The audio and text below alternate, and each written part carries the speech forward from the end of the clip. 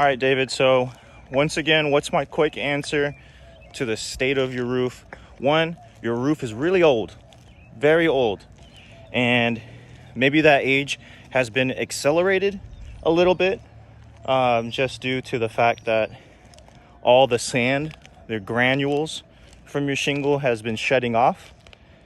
That tends to happen during the first 3 years of the shingle's life, and then the last 5 years of the shingle's life. So this roof is literally decaying right in front of our eyes. So old roof. Number two, shingles being ripped up, right? When that happens, typically other shingles in the surrounding area become more weak, and then little by little they start ripping off and more tabs become exposed.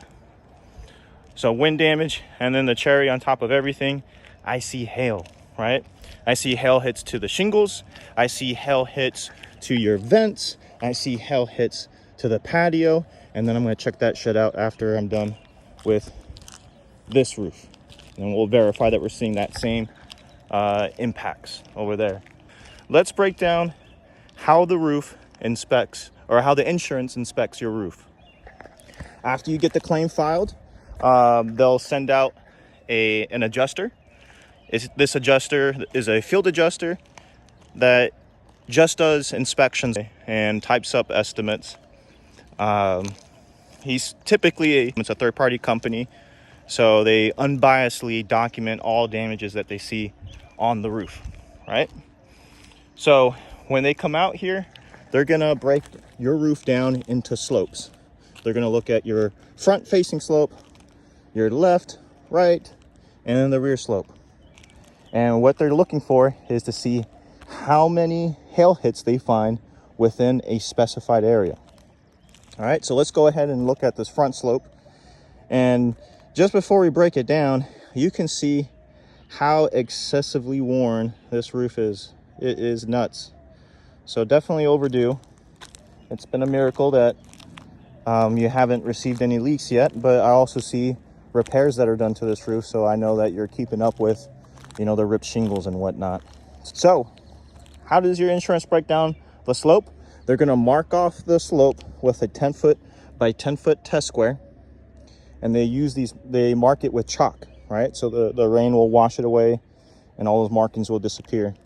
But when they look inside that test square, they want to see 8 hail hits to completely total out this slope. All right, so let's go ahead and count off what we see. 1, 2, 3, 4, 5, 6, 7, 8, 9, 10. So insurance will assess in a 10-foot by 10-foot test square, and we just did like a 3-foot by 3-foot test square. You'll need, honestly, a patient and trained eye to find the hail on this roof, because there's a lot of wear and tear. A lot of these shingles are pretty bare, but despite this whole shingle being bare, you can put your finger right here and feel that pit. You can see that impact. You just have to take your time and look and assess these shingles. I'll come back to that point here in a second, because insurance companies like to play dumb occasionally. All right, let's check out the next slope. All right, so we're looking at this left-facing slope, smaller area. This is not a full 10-foot by 10-foot test square, but we're gonna see how many hits we see nonetheless. 1, 2, 3, 4, 5, 6, 7,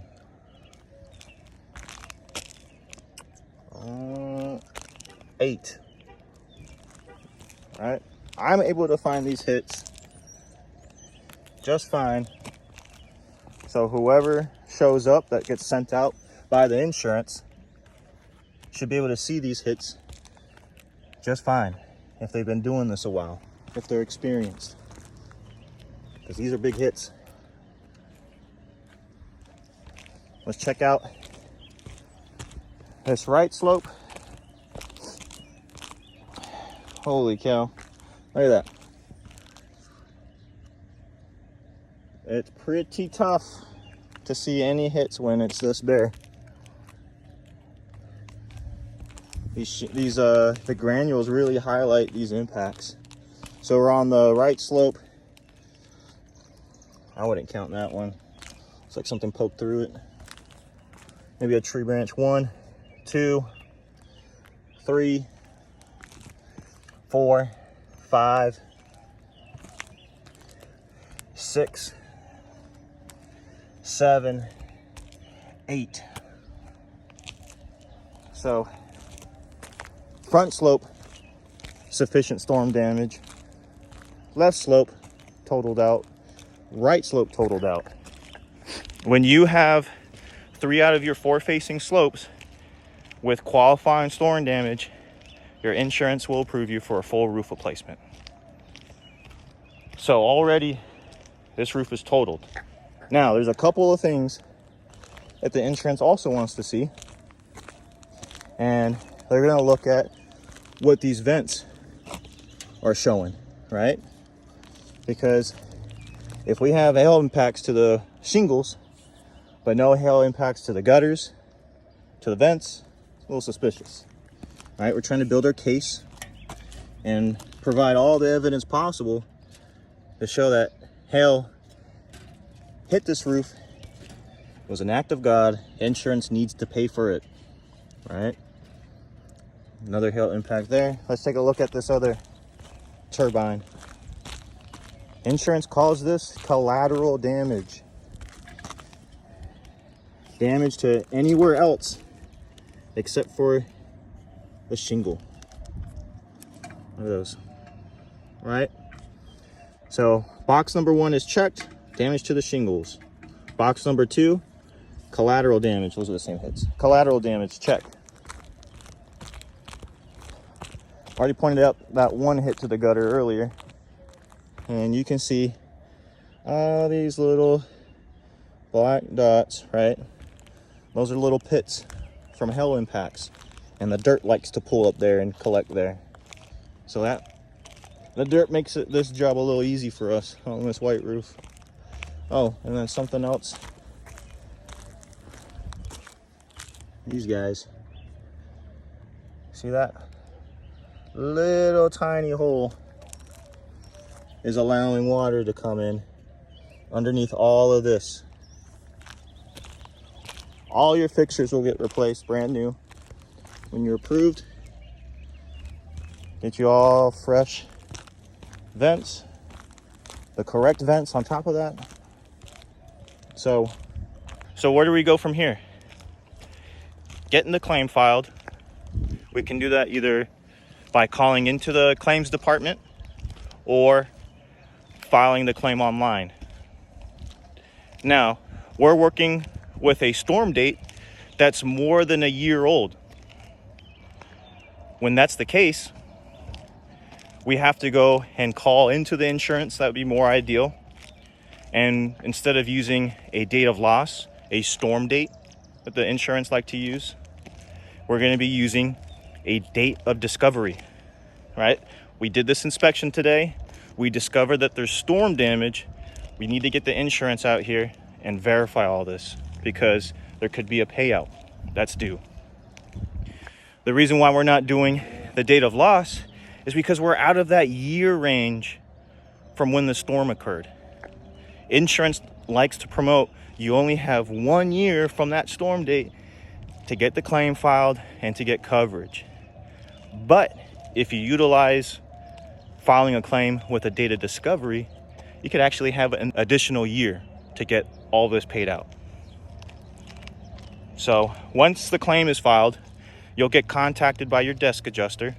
That's going to be the individual who's assigned to your claim.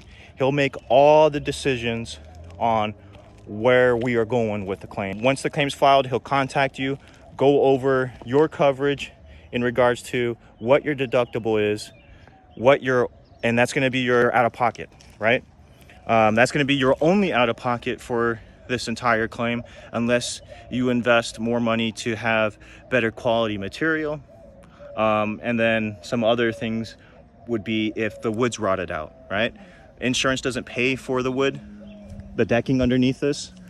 They'll pay for the outer layers and then the immediate inside layers, the sheetrock, drywall, painting, everything in between, they won't pay out on it.